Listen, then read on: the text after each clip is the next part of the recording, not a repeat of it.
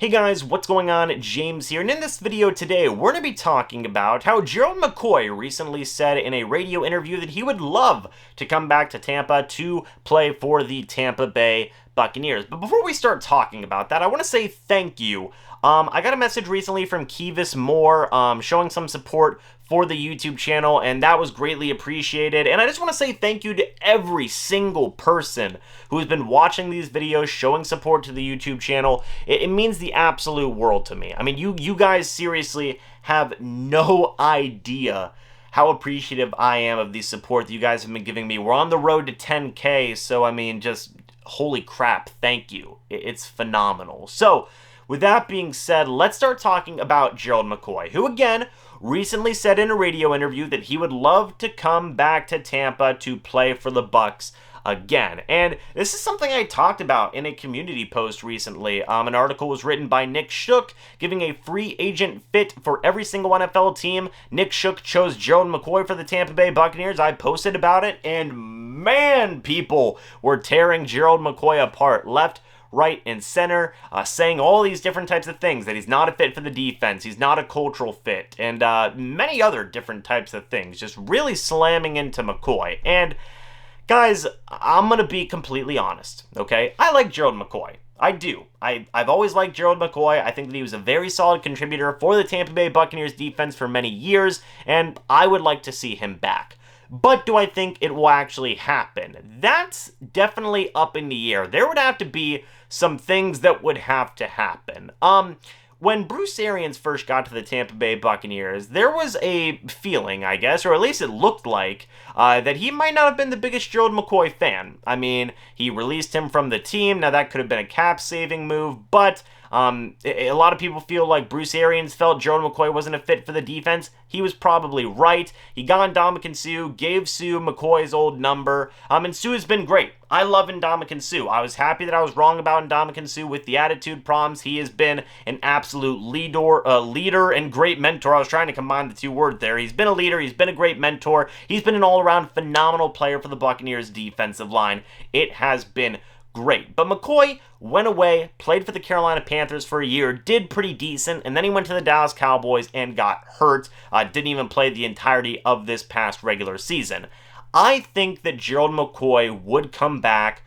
If he were to come back, rather, he would obviously be chasing a ring. He just saw one of his best friends, Levante David, go to the playoffs for the first time in his career and go win a Super Bowl. Gerald McCoy still has never been to the playoffs, so yeah, it makes sense why he would want to come back to his old team who just won a Super Bowl. Hell, even if it's for a one-year deal, I'm sure McCoy would be on board with that. He probably wants to retire soon anyway, so maybe he wants to retire a Super Bowl champion, or at least have a chance to retire a Super Bowl champion. It makes sense as to why McCoy would want to come back. But do the Buccaneers want him back? That's something that is definitely up in the air. I mean, they have Suh, who they have to worry about re-signing. They have Vita Vea, who's been phenomenal. They still have Will Golston under contract. There isn't really a starting spot for Gerald McCoy. I think that if Gerald McCoy were to come back, I mean, man, there would have to be some compromises on the part of Gerald McCoy. Number one, he wouldn't have his number 93. I don't believe Suh would be giving up that number at all, and McCoy would have to change his number.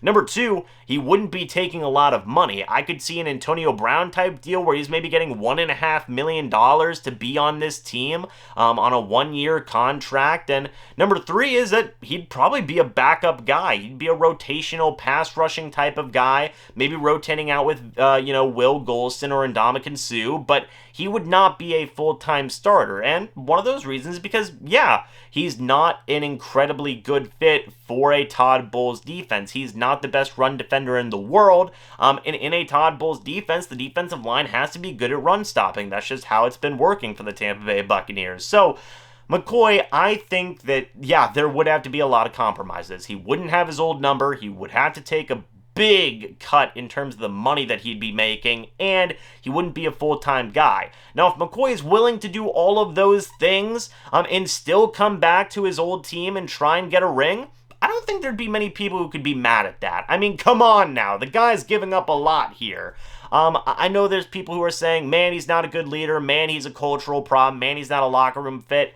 I'll be honest, guys, I don't really agree with that kind of stuff, but I think McCoy's been a solid mentor. I think that, he is a solid leader. I don't think there'd really be any clashes of leadership. Even if McCoy, wasn't a leader anymore, I think he'd still be just a solid guy to have in a locker room. I just fully believe that. So, I think overall it could work, but there would have to be a lot of compromises made on the part of Gerald McCoy. And, I'll just be honest, seeing a photo of Ndamukong Suh, Vita Vea, and Gerald McCoy all on the field together, that would be a cool photo. I mean, a lot of people can't deny that. Come on, that would look so cool having those three guys on the field together on the same team. You can't tell me otherwise. That would look cool, okay? Come on now.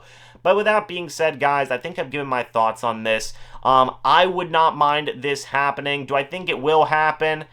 Oh, man, I don't know. If Gerald McCoy is willing to deal with all those things that I mentioned, maybe the Buccaneers entertain that type of offer. I mean, while Bruce Arians might have been a little sour on McCoy when he first came, Bruce Arians is still, a player's coach at the end of the day. I think him and McCoy could get along. I think Jason Light still likes Gerald McCoy as well. I think the Glazers still like Gerald McCoy as well. So, yeah, could happen, maybe. We'll just have to wait and see if McCoy is willing to take some compromises in terms of money, his number, and his overall playing time. But with that being said, guys, let me know your thoughts about this down in the comment section below.